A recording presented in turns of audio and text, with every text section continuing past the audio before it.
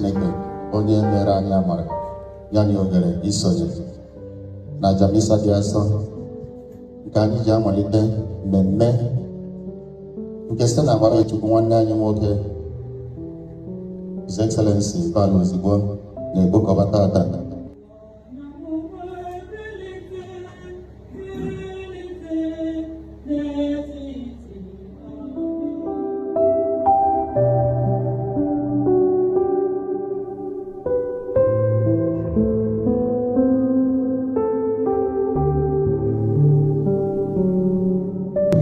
So today, I want to welcome you, not only as winners, but as builders. Builders of family, builders of enterprises, builders of communities, and ultimately, builders of nations.